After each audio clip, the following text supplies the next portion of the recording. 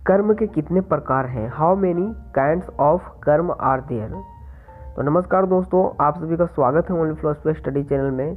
तो दोस्तों, आज की इस वीडियो में जानेंगे कर्म के कितने प्रकार होते हैं और कर्म क्या है, तो इसी के बारे में जानेंगे। हर मनुष्य किसी न किसी या फिर कोई ना कोई कर्म करता ही करता है, क्योंकि यदि व्यक्ति खाना खाता है तो एक कर्म है, घूमने जाता है तो एक कर्म है। तो मनुष्य तभी धरती पे जिंदा है, वह काम करता है, यानी कि कर्म करता है तभी जिंदा है। ठीक है, कोई सा भी कर्म हो तो वह कर्म कहलाता है। तो गीता का मुख्य उद्देश्य निष्काम कर्म है। निष्काम कर्म का मतलब है दोस्तों कि आप कोई सा भी काम करें पर उसमें फल की इच्छा ना हो, एक्सपेक्टेशन ना हो, आशा ना हो, उसे निष्काम कर्म कहा गया है।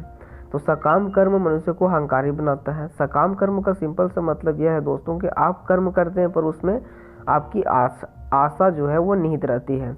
तो आशा निहित जो कर्म होता है वो क्या करता है? अहंकार पैदा करता है। तो मैं इसे समझाना चाहूँगा थोड़ा अच्छी तरीके से कि अहंकारी व्यक्ति कैसे बनता है। मान लिया जाए कि आप किसी काम को करते हैं, किसी कर्म को करते हैं और उसमें एक्सपेक्टेशन रखते हैं कि मैं ये काम करूँगा तो मुझे वो चीज़ें प्राप्त होगी।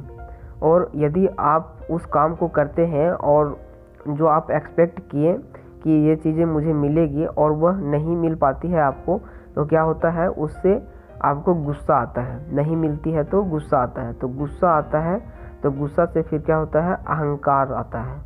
तो इस तरीके से व्यक्ति अहंकारी बन जाता है।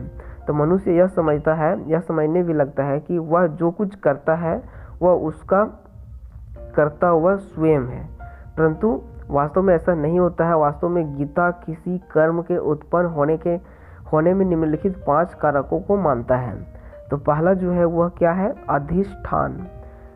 कोई भी कर्म शरीर द्वारा संचालित होता है, इसीलिए शरीर कर्म का अधिष्ठान है। मतलब शरीर है तभी कर्म है। सेकंड है कर्ता। शरीर अचेतन है, उसे संचालित करने वाली चेतन शक्ति करता है। मतलब शरीर जो है वह अचेतन है, चेतन उसमें नहीं होता है। मतलब बाहर से जो उसमें आत्मा डाली जाती है, आत्मा रहती है, तभी शरीर संचालित होता है, मतलब चलता है, नहीं तो फिर वह अचेतन है। मतलब सिर्फ शरीर है। शरीर के अंदर से आत्मा निकाल लिया जाएगा तो क्या शरीर कुछ भी नहीं काम करेगा। तो इसीलिए शरीर जो है वो अचेतन है, तो उसे संचालित करने के लिए चेतन शक्ति होना बहुत ज़रूरी है। एंड थर्ड है, तीसरा नंबर, कारण। कर्म का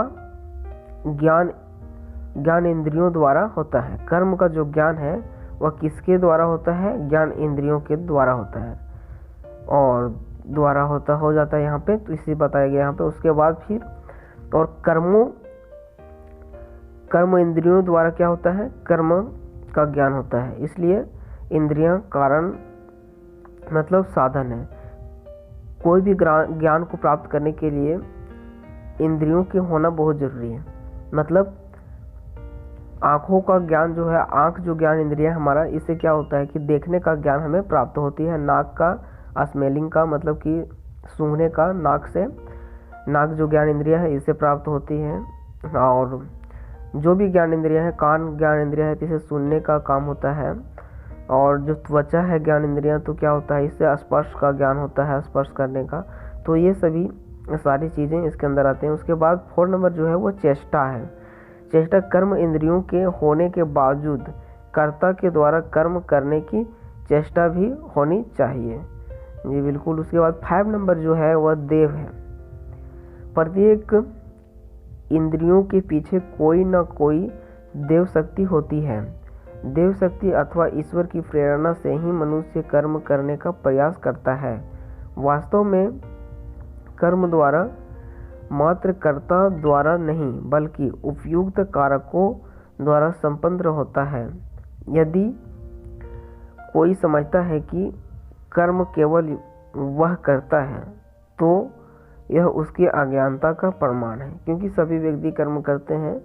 तो आशा करता हूँ दोस्तों आज की इस वीडियो में आप सभी को काफ़ी कुछ नया सीखने को मिला होगा। तो यदि आप कुछ इससे सीखे दोस्तों तो अपने दोस्तों के पास ज़रूर शेयर करें इस वीडियो को, और लाइक वीडियो को ज़रूर करें, चैनल को सब्सक्राइब कर दें। और वीडियो को लाइक करते हैं दोस्तों तो मोटिवेशन मिलता है और भी वीडियो बनाने का। तो मिलते हैं नेक्स्ट वीडियोज़ में। और अगर मेरे चैनल पे नए हैं और सब्सक्राइब नहीं किए तो चैनल को भी सब्सक्राइब कर दें, ताकि ऐसे ही और लेटेस्ट वीडियोज़ की नोटिफिकेशन आप सभी तक पहुंचता रहे। तो thank for watching this video.